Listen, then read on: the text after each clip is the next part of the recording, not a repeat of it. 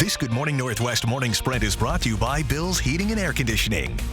It is 6:53, time to get you ready to take on your Wednesday with the Morning Sprint. Olivia Roberts has details about Governor Jay Inslee's upcoming visit to Spokane, and Destiny Richards is live at Mobius Discovery Center to show us a new exhibit. But first, Mark Peterson tracking some below average temps in your midweek forecast. No doubt about it. Take a look at our first alert weather, and we are going to see a continuation of cool temperatures heading out the door into the mid-40s. We're at 42 right now. Lunchtime 57, and then dinner time is going to be 61 degrees. That 24-hour forecast, yeah, we're going to clear out middle of the day looking pretty good, but then cloud cover coming in later on, and then we're going to see, again, slowly warming into Thursday. Well, today we hope to learn more about a shooting that injured 2 people around 6:30 last night just north of Gonzaga's campus. The university sent out an alert to students telling them to avoid the area. Officers told us that shots were fired between 2 vehicles at Addison and Mission.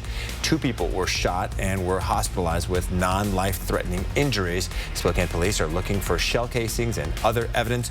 Nobody's been arrested. Police are still interviewing witnesses.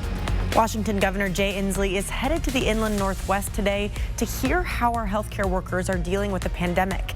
Inslee will visit Spokane to meet with doctors, nurses, and hospital leaders at Sacred Heart Medical Center.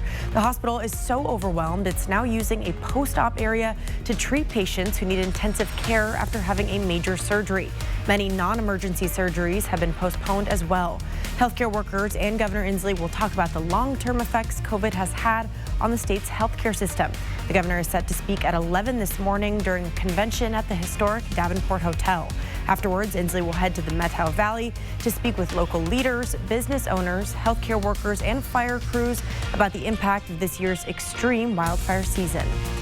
Governor prepares to come to Spokane. Sheriff Ozzie Knezovich wants Inslee to consider his statewide vaccine mandate for state workers. In a 12-minute video uploaded to YouTube, Knezovich says he has talked to Inslee and his office about what they would do if there's a mass exodus of healthcare professionals and first responders who refuse to be vaccinated under the mandate. The sheriff did encourage people to get their vaccine. If you want to watch the video, we have it linked on KXLY.com.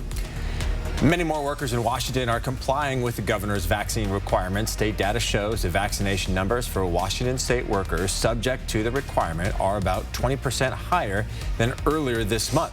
Workers must show proof of vaccination by October 4th to meet the deadline. According to the Seattle Times, more than 2/3 of Washington workers are fully vaccinated. Idaho Governor Brad Little wants a first-hand look at treatments for COVID-19. He'll be in North Idaho today checking out the Monoclonal Antibody Treatment Center at the Kootenai County Fairgrounds. The center treats people who have mild to moderate symptoms of COVID. It's meant to keep people infected with a virus out of hospitals. And we've been live this morning at the Mobius Discovery Center at the Zoo in You exhibit. You can see interactive games like this as well as so many others just throughout the museum that kids of all ages can participate in to learn about the microbiome inside of our bodies. But if you don't want to come in person, you can always order STEAM kits. Those are still available online right now, and those are for kids of all ages as well to continue learning at home.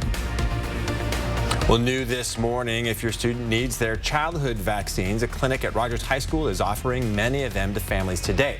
Several immunizations, including the COVID vaccine for children 12 and older, will be available. The clinic is open to any student from any school, and no appointment is needed. Walk-ins are welcome from 3 to 5 this afternoon.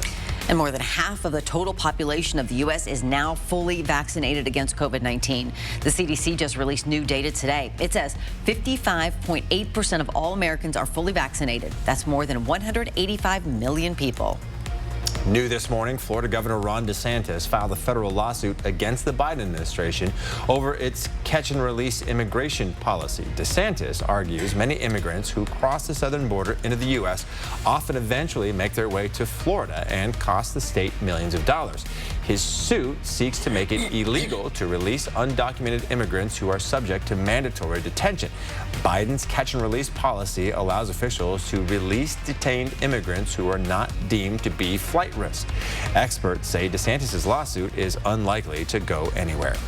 Coming up next on Good Morning America, new information about a backup of container ships off the coast of Southern California. It's disrupting the supply chain nationwide and could have an impact on the gifts you want to give and receive this holiday season. GMA has the details. Back with weather after this break.